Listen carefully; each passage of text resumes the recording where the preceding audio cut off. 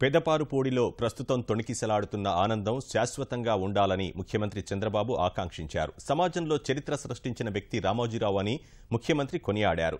ఆయన ఎప్పుడూ అవార్డులు కోరుకోరన్న చంద్రబాబు రాష్ట్ర ప్రభుత్వం ఇచ్చిన సిఫార్సును కేంద్రం ఆమోదించి రామోజీరావును పద్మవిభూషణ్తో సత్కరించిందన్నారు. సొంతూర్ని ఆకర్షణీయంగా తీర్చిదిద్దాలని రామోజీరావు కోరన్న సీఎం ఆయన ఎంతో శ్రద్ధతో గ్రామాన్ని అభివృద్ధి చేస్తున్నారన్నారు. పెదపారుపూడి గ్రామంలో రామోజీ ఫౌండేషన్ ఇప్పటివరకు 19 పనులను పూర్తి చేసిందన్నారు. ఈ సందర్భంగా ప్రభుత్వం చేపడుతున్న వివిధ కార్యక్రమాలను వివరించిన ముఖ్యమంత్రి పెదపారుపూడి గ్రామానికి ప్రాథమిక ఆరోగ్య కేంద్రాన్ని మంజూరు చేస్తున్నట్లు ప్రకటించారు.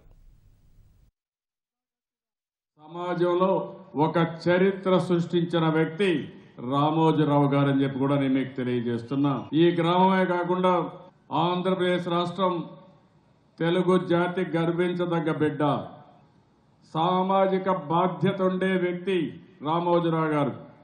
అందుకే ఇటీవల భారతదేశం మొత్తం మీరు ఒకసారి ఆలోచిస్తే స్వచ్ఛ భారత్ కోసం ప్రధానమంత్రి పిలిపిస్తే అందులో అంబాసిడర్గా ఉండడానికి కూడా ముందుకొచ్చి ఈయన్ని స్వచ్ఛ భారత్ అంబాసిడర్గా నియమించారంటే అది ఆయనకుండే చొరవ.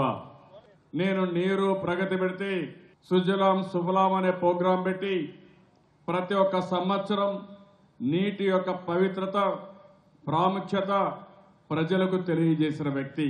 ఈరోజు మీరు చూస్తే రామోజీ ఫౌండేషన్ ఆధ్వర్యంలో రక్షిత నీటి సరఫరా ఓవర్ హెడ్ ట్యాంక్ కట్టించారు.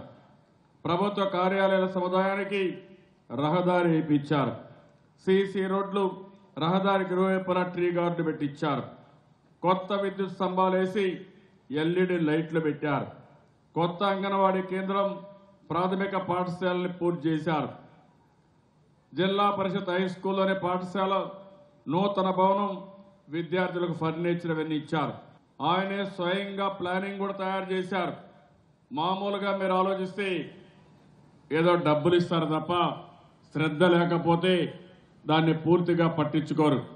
కానీ అట్లా కాకుండా రామోజీరావు గారు ఒక ప్రణాళిక తయారు చేసి మా ఊర్లో హై స్కూల్ ఈ విధంగా ఉండాలని దానికి ఆర్కిటెక్ట్ కూడా తయారు చేసి పంపించారంటే ఈ ఊరి పైన రామోజీరావు గారికి ఉండే అభిమానం అచంచలం అని చెప్పి కూడా నేను మీకు తెలియజేస్తున్నా.